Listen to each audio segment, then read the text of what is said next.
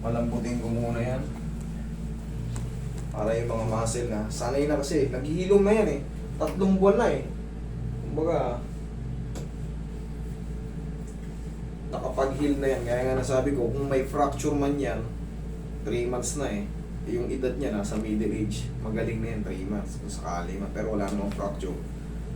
Pero yun nga, umadjust eh. Bumaba ng konti. Pero sa tingin ko, inangat niya na to eh. Apo. Inangat niya na to kasi parehas lang kami ng ano nun, yung binabanggit mo. Napapanood ko naman yung ano niya eh. Halos, ganito na kasi yung treatment namin lahat. Halos may pagkakatugma-tugma. Ang alam nyo anong difference sa aming mga ano, kayo na lang talaga mamimili. Obserbahan nyo lang kung sino yung kayang makapagpaliwanag sa inyo kung ano yung ano. Kasi sa dislocation kasi, sa mga dislocation, napakadali lang yan. Madali lang talaga yan. Pero yung pasikot-sikot sa anatomy ng katawan na dapat hindi galawin at ma-overpower kasi madali lang mag-edit. Kaya kayo pa rin ang masusunod kung saan kayo pupunta. Pakaingatan nyo lang kasi talagang may nadidisgrasya sa ganito. Alam nyo na yung sinasabi ko. Kami mang mga therapist din, napipilay din. Kaya hanggat maaari, kaya namin i-adjust yung mga sarili namin.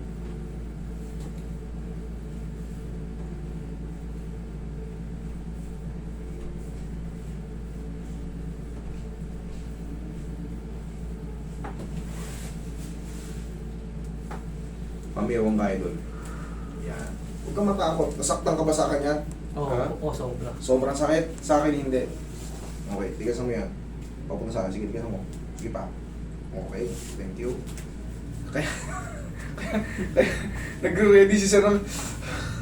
Sobra po yun. Sobrang sakit? Grabe. Sa kanya? Okay, Grabe. sige. Aalalayan kita. Okay, relax na ha. Huwag mo nalabanan ha.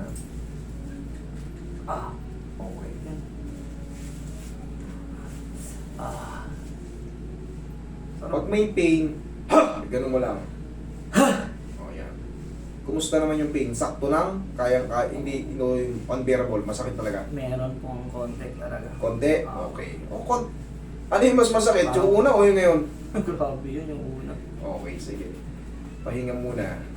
Kasi pangkaraniwan yan, idol, kailangan talaga mapatunog to. Parang may nabunit nga ako. Oo. Hmm. Wala yun, walang bearing yun. Kailangan lang talaga. Ganun lahat ng treatment namin. Tapos, ganito. Okay, relax na. Yan. Umangat. Okay, tapos pahinga. Tsaka, kailangan kasi alam mo yung aftermath.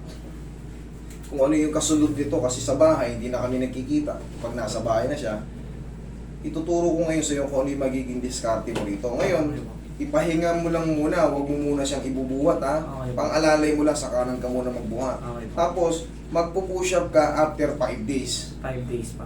Para, kasi kailangan mapahinga pa to eh. Ngayon pa lang ginalaw ulit sa loob ng 3 buwan. Siyempre, binago yung posisyon. Narinig mo naman, Opo.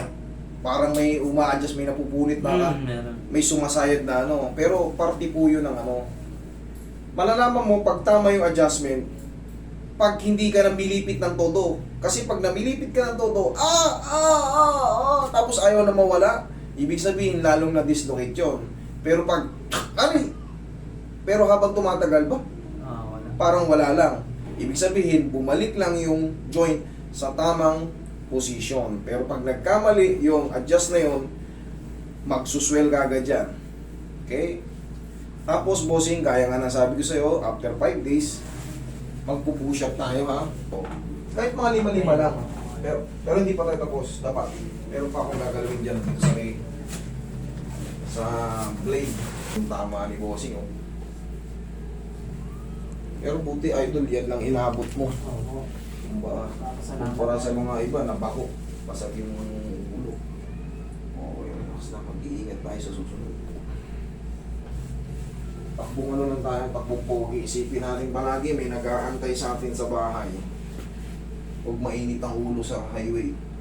Kasi yung iba, may dalang baril. Bawal ka na mag-viral ngayon. Tanggal yung lisensya mo.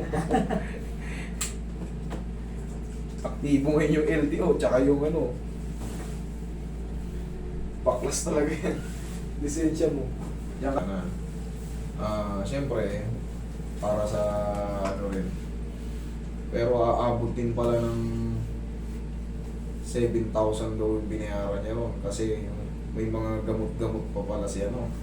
Pero yun, bawal yun eh. Sa totoo lang, bawal yun. Tapos, ang main singil niya pala 3K, doble sa akin. Ano, may ano po yan eh. May... Huwag mo lang babanggitin yung pangalan, ha? Okay, relax na. Inhale. Exhale. Marunong yun, pero talagang Bawal yung ginagawa. bawal yun. Idol, bawal yan ginagawa mo. Kilala ka na rin, bawal yan. Yan ang talagang malpractice. Kaya tayo na napupala. Bawal yung ginagawa mo, bawal kang magbigay ng gamot, bawal kang magreseta. Alisin mo yan, idol, maniwala ka sa akin. Yan yung tinatawag na malpractice. Kasi sa ating mga sertifikado lang, hindi tayo pwede mag-issue ng kung ano nung bibigay mo. Kailangan magpa-check up sila. Hindi dyan mismo magkakalit sa'yo, bawal yan. Payo ko lang sa'yo kasi baka alam mo na makukulong ka dyan, idol. Upo ka.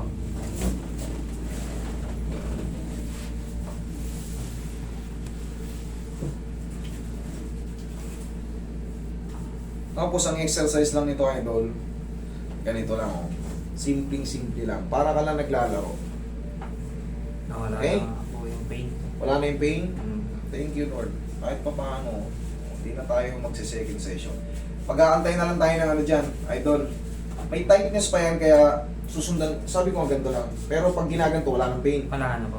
Okay. Kayang-kaya mo na yan kung wala ng pain. Tapos, gaya nga ng sabi ko sa'yo, Pwede po kaya ito sir. Nakamutot kasi ako. wala, kahit may angkas ka, walang problema kasi yan. Yan meron po. Kahit tabigin mo na rin yan, okay na yan.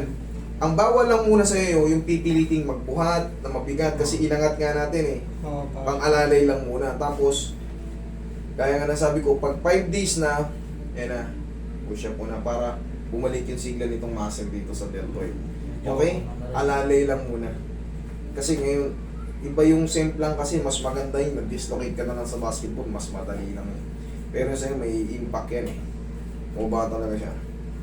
Okay? Waiting lang tayo. Tapos mag-report ka sa akin. Kung sakali man, master, 3 linggo na to, may naiwan pa rin konting-konting pain. Ipapitik mo lang ulit sa tropa. Ganun lang. Papitik mo lang. Mahina lang, ganyan. Ganun lang. Kahit hindi malakas. Kung konti lang natira. Pero kung parang irritable ka pa rin, sa akin kang bumalik, wala kang babayaran kahit 5 bulag. Okay, mag-report ka lang sa akin. Ang gusto ko, mapagaling na kita. Hindi po. Thank you.